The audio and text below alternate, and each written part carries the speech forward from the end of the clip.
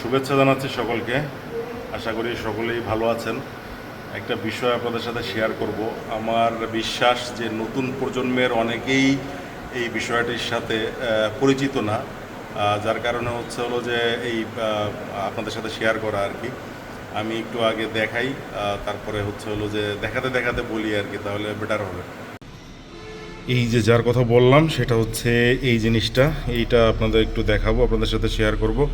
কারণ আমি মোটামুটি নিশ্চিত যারা নতুন প্রজন্মের যারা তারা অনেকেই এই বিষয়টি দেখেননি বা জানেন না, কারণ সবাই এসে তো মেমোরি কার্ড পাইছেন।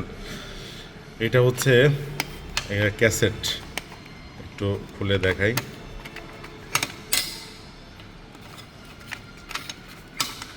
এটাকে অনেক কিছু বলে, যেটা হচ্ছে mini video cassette, DV cassette ও বলা হতো। যে এখন যে ভিডিও ক্যামেরাগুলো আমরা ব্যবহার করি বা হ্যান্ডিক্যামগুলো ব্যবহার করি বা ক্যামেরাগুলো ব্যবহার করি, সেই ক্যামেরাগুলোতে এখন তো মেমোরি কার্ড ব্যবহার করা যায়, এবং অনেক বড় বড় মেমোরি কার্ড 1 টেরাবাইট বা তারও বেশি মেমোরি কার্ড ইউজ করা যায়। একটা সময় হচ্ছে ক্যামেরাগুলোতে এই ধরনের ক্যাসেট ব্যবহার করা হতো, এবং এই ক্যাসেটে হচ্ছে ভিডিও রেকর্ডিং করা হতো, যে বিয়ের ভিডিওগুলো তো এটাতেই করতো। তাছাড়া যারা আমরা সাংবাদিকতা করি, আমি অবশ্য পাইনি, তবে দেখতাম বড় ভাইদের দেখতাম যে এই ভিডিওতে তারা প্যাকেজ বা রিপোর্ট রেডি করে বাসে করে ঢাকা পাঠাতো। হ্যাঁ, এবং হচ্ছে অফিসের লোক বাস স্ট্যান্ড থেকে ক্যাসেট নিয়ে গিয়ে তারপরে সেই নিউজ ওয়ান এয়ার করতো। এইটা হচ্ছে সেই ক্যাসেট। এটা ওই সময়ে হচ্ছে 250 থেকে 400, 450, 500 টাকা পর্যন্ত দাম ছিল, যে চাহিদা অনুযায়ী দাম নেওয়া হতো। এখন মোটামুটি এইটা জাদুঘরে, কারণ এই ক্যামেরা আছে বাট কেউ ইউজ করে না, কারণ কস্ট অনেক বেশি।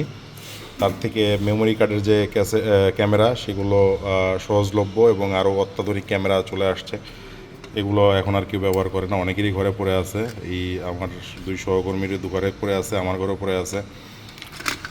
তো এই ক্যাসেটগুলো অনেকদিন পরে হাতে পেলাম, তো তা মনে পড়লো যে একটু সবাইকে দেখাই, কারণ সবাই দেখছেন কিনা আমি জানি না। এটা হচ্ছে প্যানাসোনিক কোম্পানির ক্যাসেট। অনেকে দেখছেন যারা একেবারেই নতুন অনলাইনে বা হচ্ছে এই মেমোরি কার্ডের যুগের লোক, তারা হয়তো দেখেননি।